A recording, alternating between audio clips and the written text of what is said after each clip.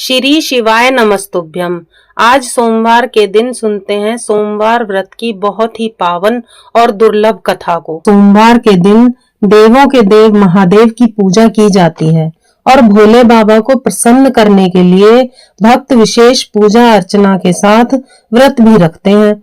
सोमवार का व्रत 3 प्रकार का होता है: व्रती सोमवार व्रत, सोमवार प्रदोष व्रत और 16 सोमवार का व्रत।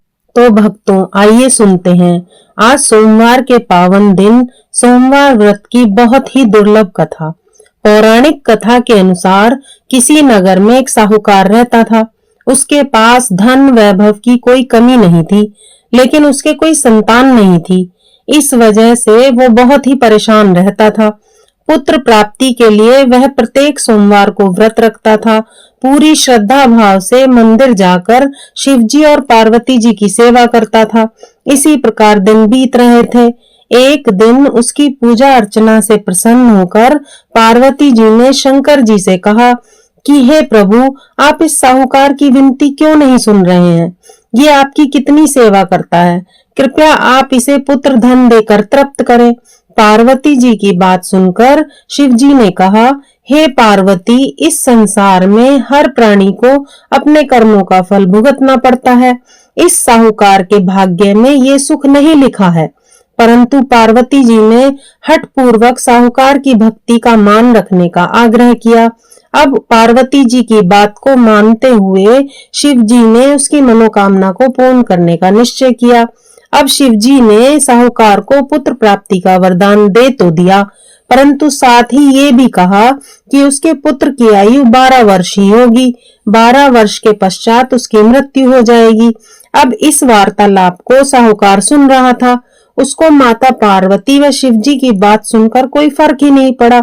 ना तो वह दुखी हुआ, ना ही वह प्रसन्न हुआ। वह पहले की भांति ही शिव पूजा में मग्न रहता था। कुछ समय के पश्चात साहूकार को घर में पुत्र रत्न की प्राप्ति हुई।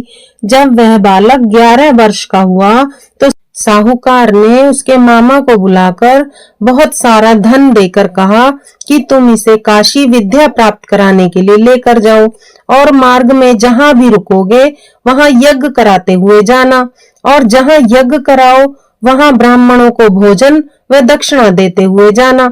ऐसा कहकर साधु ने दोनों मामा भांजे को विदा कर दिया। अब मामा भांजे ने साहूकार के कहे अनुसार मार्ग में यज्ञ कराते हुए गए और ब्राह्मणों को भोजन कराते व दक्षिणा देने लगे। काशी की तरफ चल दिए। अब रास्ते में एक नगर पड़ा, जहां नगर के राजा की कन्या का विवाह हो रहा था। लेकिन जिस राजकुमार से उसका विवाह होने वाला था वह एक आंख से काना था। यह बात राजकुमार के पिता ने छुपाने के लिए एक चाल चली। साहूकार के पुत्र को देखकर उसके मन में विचार आया कि क्यों ना इस लड़के को दूल्हे के वस्त्र पहनाकर दूल्हे की जगह बैठा दूं और राजकुमारी का विवाह इससे करा दूं।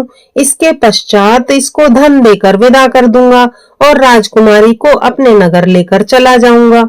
अब राजा ने राजकुमारी का विवाह साहूकार के पुत्र के साथ करा दिया, लेकिन साहूकार के पुत्र को यह बात न्याय संगत नहीं लग रही थी। अवसर पाते ही उसने राजकुमारी के चुन्नी के पल्ले पर लिख दिया कि तुम्हारा विवाह तो मेरे साथ हुआ है, परंतु तुम्हें विदा कोई और करा कर ले जाएगा, जो कि एक आंख से काना है। मैं काशी पढ़ने जा रहा हूँ।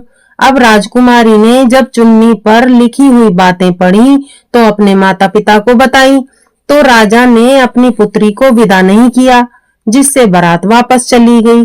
अब दूसरी ओर मामा भांजे काशी पहुंच गए। वहां जाकर भी वह यज्ञ कराते। इस दिन लड़के की आयु 12 वर्ष हुई। उस दिन भी उन्होंने यज्ञ किया। लड़के ने अपने मामा से कहा कि मेरी तबीयत ठीक नहीं है, तो मामा ने उससे कहा कि तुम अंदर जाकर लेट जाओ और आराम करो। शिवजी के कहे अनुसार कुछ ही देर में उस बालक के प्राण निकल गए। जब मामा ने अंदर आकर बालक को देखा तब तक उसने प्राण त्याग दिए थे। अब मामा जोर जोर से विलाप करने लगा। संयोगवश उसी समय शिवजी पार्वती जी उधर से जा रहे थे। माता पार्वती ने विलाप करने की आवाज सुनकर शिवजी से कहा कि स्वामी, मुझसे इसका विलाप सहन नहीं हो रहा है, आप इस व्यक्ति के कष्ट को दूर करें। तब शिव जी ने पार्वती जी को याद दिलाया कि यह बालक वही साहूकार का पुत्र है, इसकी आयु पूरी हो चुकी है, तो इसकी मृत्यु तो निश्चित थी। परंतु मातृ भाव से विभोर माता पार्वती ने कहा, हे महादेव, आप इस बालक को जीवन का दान दें, अन्यथा इसके माता पिता भी इसके वियोग में जान दे देंगे। अब माता पार्वती की बातों को सुनकर शिव जी ने उसे जीवित होने का वरदान दिया। शिव कृपा से वह लड़का जीवित हो गया। शिक्षा समाप्त होने पर दोनों मामा भांजे अपने नगर की ओर चल दिए और चलते चलते उसी नगर में जा पहुंचे जहां पर उसका विवाह राजकुमारी के साथ हुआ था। अब उस नगर में भी उन्होंने यज्ञ करवाया। वहां के राजा ने उस बालक को पहचान लिया और महल में ले जाकर उसकी बहुत आवभगत की और अपनी पुत्री को उसके साथ विदा कर दिया। उधर साहूकार और उसकी पत्नी अपने बेटे का इंतजार कर रहे थे। उन्होंने निश्चय कर रखा था कि यदि उन्हें अपने पुत्र की मृत्यु का समाचार मिला तो वह प्राण त्याग देंगे, परंतु अपने बेटे के जीवित होने का समाचार पाकर वह बहुत प्रसन्न हो गए। उसी रात स्वप्न में साहूकार को शिव जी ने दर्शन देकर कहा कि हे श्रेष्ठी, मैंने तेरी भक्ति, सेवा और व्रत करने से प्रसन्न होकर तेरे पुत्र को लंबी आयु का वरदान दिया है, और जिस प्रकार साहूकार के बेटे की आयु लंबी की, महादेव इसी प्रकार हर माता के पुत्र की आयु को लंबी करना। जो इस सोमवार के व्रत को करते हैं, कथा को कहते हैं, सुनते हैं, उनके सभी दुख दूर करना, उनकी सभी मनोकामनाओं को पूर्ण करना। ऐसे हैं मेरे भोले बाबा और माता पार्वती। तो भक्तों, प्रेम से बोलो हर हर महादेव।